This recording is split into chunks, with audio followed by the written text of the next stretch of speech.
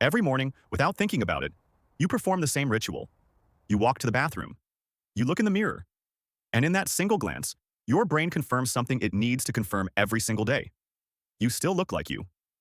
The average person checks their reflection 30 to 40 times a day.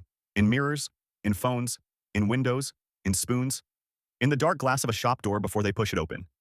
We do it without thinking, without noticing. It has become the background hum of being alive in a human body. But what if you stopped? What if, starting today, you covered every mirror, blocked every reflective surface, and refused to look at your own face for 30 days? What would happen to your mind? What would happen to you? Day 1. The first morning is surprisingly manageable. You brush your teeth facing a blank wall. You fix your hair by touch. It feels slightly strange, but not bad. But here is what you don't notice yet. You are already touching your face more than usual. Your hands are doing what your eyes cannot. Running along your jawline, checking the corners of your mouth, feeling for things you can no longer see. By mid-morning, you catch yourself twice. Once reaching for your phone camera, once turning toward a shop window before you remember. Old habits don't die quickly, they just catch themselves. At lunch, around other people, you feel the first ghost of something unfamiliar. A small, persistent question mark at the back of your mind. You don't know exactly how you look right now. And for most people, that is a feeling they almost never have to sit with. You have lost something you didn't know you were relying on. Day 1 ends quietly, no drama, just a faint, low hum of unease, like a song you almost remember but can't quite place. Day 2. Something has shifted overnight. When you close your eyes and try to picture your face, the image is slightly softer than before. The details are still there, but they feel less certain, less anchored. Here is why. Your brain contains a region dedicated specifically to processing faces, including your own. It runs on constant visual input. Every time you see your reflection, it refreshes, it recalibrates, it updates the file. Cut off that input, and the brain doesn't go blank. It does something far more unsettling. It starts to generate.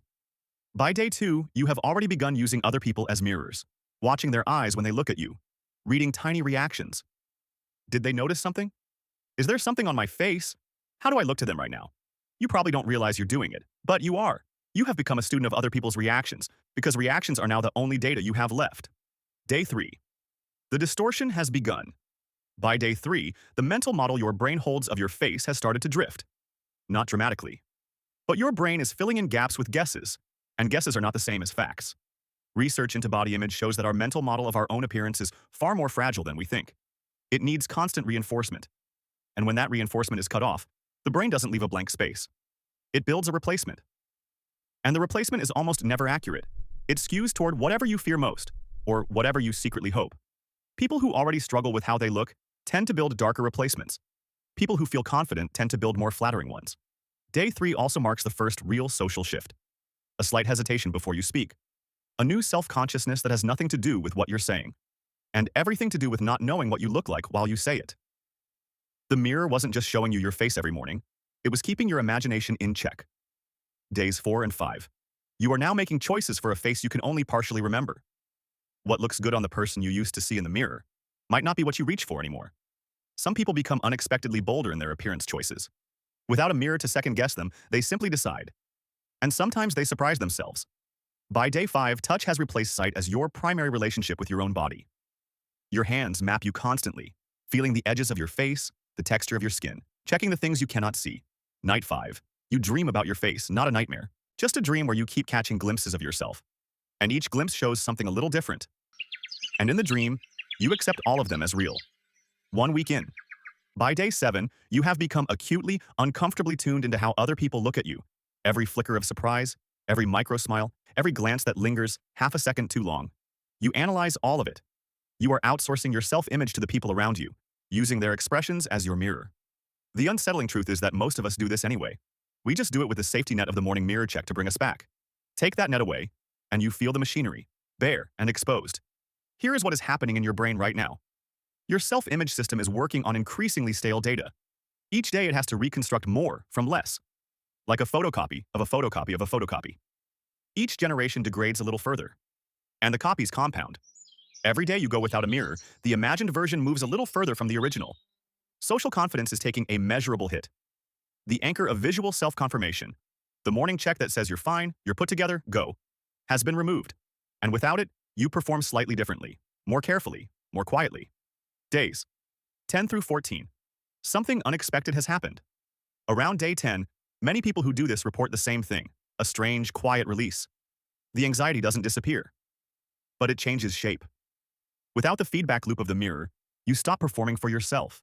And when you stop performing for yourself, you sometimes start performing less for other people too. Conversations feel more present. Eye contact becomes easier, not harder. You are no longer half watching yourself. For the first time in 2 weeks, you are all the way in. Almost universally, people who do this experiment report a burst of creativity between days 10 and 14. Freed from constant self-monitoring, the mind turns outward, or deeper inward than usual, like removing a distraction you never knew you had. We spend extraordinary amounts of cognitive energy on appearance management. Quietly, constantly, without noticing. Take away the mirror, and that energy has to go somewhere. But around day 12, something stranger begins. Some people begin to experience mild depersonalization, a quiet, strange feeling of slight unreality about themselves. Not a breakdown, not a crisis, just a whisper. Who is the person living inside this body? Your face, your entire life, has been your primary evidence that you exist as a physical being in the world. You've seen it reflected back at you thousands of times. Remove that long enough, and the evidence starts to feel thin. Days 15 through 21. You have now gone more than 2 weeks without seeing your own face.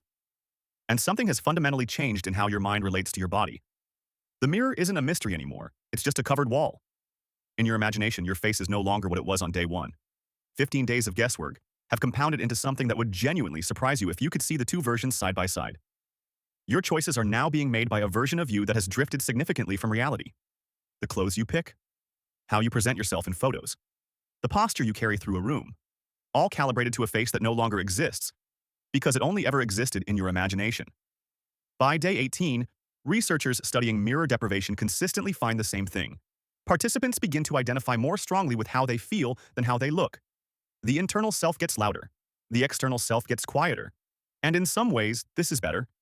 People in this state report feeling more authentic in their relationships, less performing, less editing, like they have finally stopped dressing for an audience of one, themselves, and started simply being. But around day 20, the cost of all this freedom becomes very clear. You realize with a quiet alarm that you would not be able to describe your own face accurately anymore. Not fully. You try. And there are gaps. The most precise description you ever had of yourself, the map of your own face, has holes in it now. Days 22 through 27. You have changed. And people around you can feel it, even if they can't name it. You haven't changed your hair. You haven't changed your clothes dramatically. But something about the way you carry yourself has shifted in a way that registers on other people. You have stopped checking for validation. And it turns out, that changes everything about how you come across. By day 25, most people doing this report the same quiet surprise. The longing for the mirror, the desperate need to just look, has almost completely faded. They thought they would be frantic by now. They are not. The identity they thought lived in the mirror. It's still there. It's just been relocated. It lives now in how they think, how they move, how they feel when they wake up in the morning. The mirror was never the source of it, just the address where they used to pick it up. 27 days in. You have almost forgotten what it felt like to need a mirror. And then you remember. Tomorrow is day 28. Day 28. The anxiety returns. Not the same anxiety as day 3. This is bigger. Because now you are approaching the moment of reckoning. And you realize with creeping alarm that you have absolutely no idea what you're going to see. For 28 days, your brain has been building a face, borrowing from old memories, filling gaps with fears and hopes. The face you now believe you have and the face behind that cloth. They may no longer be the same person. Day 29. You can't sleep. You lie in the dark and try one last time to build your own face in your mind. The forehead, the eyes, the shape of the jaw, the nose, piece by piece. And for the first time, you realize you are guessing almost all of it. Day 30. You stand in front of the mirror, both hands on the cloth, and you feel something you did not expect to feel on an ordinary morning in your own bathroom. Fear. And there you are, exactly as you always were. Not distorted, not changed. Not the face you had been imagining for 30 days, just you. And for a long, strange moment, you have no idea who that is. Researchers who have studied this call it face shock. Your brain spent 30 days building a face. Now it has to tear it down and start again. The recalibration takes days, sometimes longer. But here is the question that stays. Long after the cloth comes down. Long after the face shock fades. Which version of you was more real? The one the mirror showed you every morning, sharp, confirmed, familiar? Or the one that emerged when the mirror was gone? When you had to become who you were without anyone watching, not even yourself. The mirror isn't just a surface. It's a negotiation between who you are and who you think you are. Most of us have been running that negotiation our entire lives without realizing it. 30 days, no mirror. That's all it takes to find out which side was winning.